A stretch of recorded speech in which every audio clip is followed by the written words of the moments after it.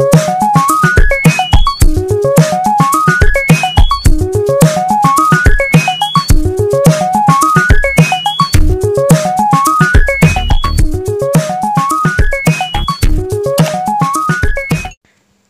assalamualaikum. Bagaimana kabarnya? Semoga semua selalu sehat ya. Video ini untuk kelas 7, untuk kalian yang di sekolahnya sudah menerapkan kurikulum merdeka. Kita masih di bab 2 ya, dan kita akan melanjutkan materi. Sebelumnya kita sudah membahas tentang wujud zat dan model partikel. Link videonya bisa kalian cek di pojok kanan atas. Dan sekarang kita akan membahas tentang perubahan wujud zat. Baiklah, langsung saja kita mulai. Saya rasa materi ini ringan ya, karena di SD kalian sudah pernah dapat materi ini. Jadi, sekarang di kelas 7 ini tinggal review dan memperdalam sedikit saja. Oke. Seperti yang sudah pernah dipelajari sebelumnya, zat itu ada 3 jenis ya. Ada zat padat, ada zat cair, dan juga ada zat gas. Nah, yang pertama yang akan kita bahas adalah perubahan wujud dari zat padat menjadi zat cair. Sekarang saya tanya ya, pernah tidak kalian memanaskan es batu? Ketika kalian memanaskan es batu, maka dalam waktu singkat apa yang terjadi pada es tersebut? Ya, betul, esnya akan meleleh atau mencair, bukan? Nah, ini adalah salah satu contoh perubahan wujud materi, yaitu es yang merupakan zat padat berubah menjadi zat cair.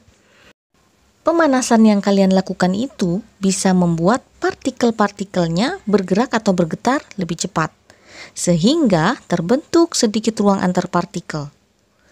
Kalau kalian panaskan terus, lama-kelamaan kekuatan dari ikatan partikelnya itu berkurang, sehingga terbentuklah zat cair. Nah, peristiwa perubahan wujud dari zat padat menjadi zat cair ini disebut meleleh. Sebaliknya, jika kalian simpan air di dalam kulkas atau dalam suhu yang sangat dingin, maka air tersebut akan berubah wujud dari yang awalnya zat cair menjadi zat padat. Peristiwa ini disebut dengan membeku. Paham ya? Oke, lanjut ya. Sekarang coba bayangkan kalian sedang memanaskan air di dalam panci. Pernah dong membantu ibu kalian memanaskan air? Nah, nanti kalau sudah mendidih akan terbentuk gelembung-gelembung. Nah, air itu nanti akan naik ke permukaan dan dilepaskan ke udara membentuk uap air. Proses perubahan wujud dari zat cair menuju gas ini disebut dengan menguap. Contoh lainnya ketika kalian sedang menjemur pakaian basah. Lama-kelamaan pakaian itu akan kering kan? Karena apa? Karena air yang ada di pakaian itu menguap. Bisa dipahami? Nah, sebaliknya, jika zat gas berubah menjadi zat cair, itu disebut dengan mengembun. Oke, lanjut ya.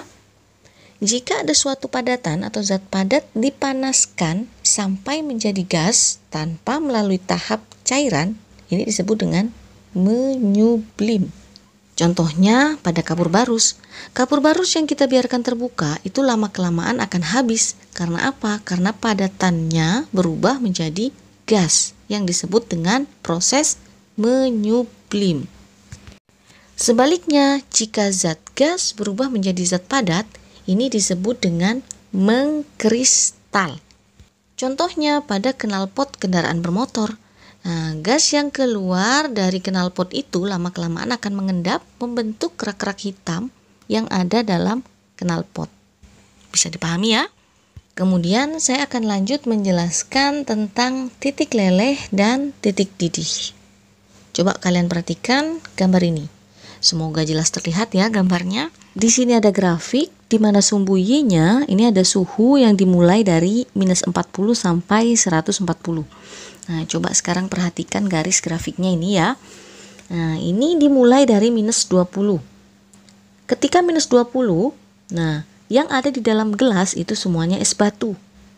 Kemudian, ketika es batu ini dipanaskan, suhu di dalam gelas ini naik sampai 0 derajat Celcius. Kemudian es batu ini tentunya akan meleleh. Nah, suhu ini tidak mengalami perubahan selama proses meleleh. Nah, suhu atau temperatur pada saat suatu padatan ini berubah menjadi cairan, ini disebut dengan titik leleh. Sementara suhu atau temperatur saat suatu cairan berubah menjadi padatan, ini disebut dengan titik beku. Titik leleh dan titik beku suatu zat itu sama ya, yaitu 0 derajat Celcius. Kemudian setelah semua es berubah menjadi air, suhu dari cairan ini itu akan terus naik karena masih terus dipanaskan ya. Naik lagi sampai mencapai 100 derajat Celcius. Kemudian suhu ini konstan atau tetap lagi pada saat 100 derajat Celcius saat air menguap membentuk uap air. Suhu yang tetap ini disebut dengan titik didih. Jadi titik didih itu merupakan suhu ketika cairan mengalami proses mendidih dilepaskan ke udara dalam bentuk gas. Oke, kemudian yang perlu kalian ketahui, tidak semua materi itu memiliki titik didih atau titik leleh yang sama dengan air.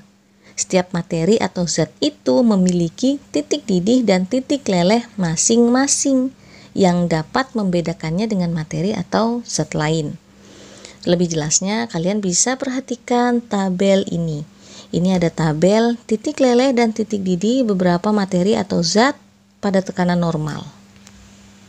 Dalam tabel itu terlihat titik leleh dari air 0 derajat Celcius, sedangkan lilin 60 derajat Celcius, garam 804 derajat Celcius, dan seterusnya. Kemudian untuk titik didih air di sana 100 derajat Celcius, berbeda dengan lilin. Kalau lilin 400 derajat Celcius, berbeda pula dengan garam. Garam itu 1413 derajat Celcius, dan seterusnya. Bisa dipahami ya? Kalau sudah selesai, sekian dulu video tentang perubahan wujud zat. Di video berikutnya kita akan belajar tentang perubahan fisika dan perubahan kimia. Baiklah, kurang lebihnya mohon maaf. Terima kasih. Wassalamualaikum warahmatullahi wabarakatuh.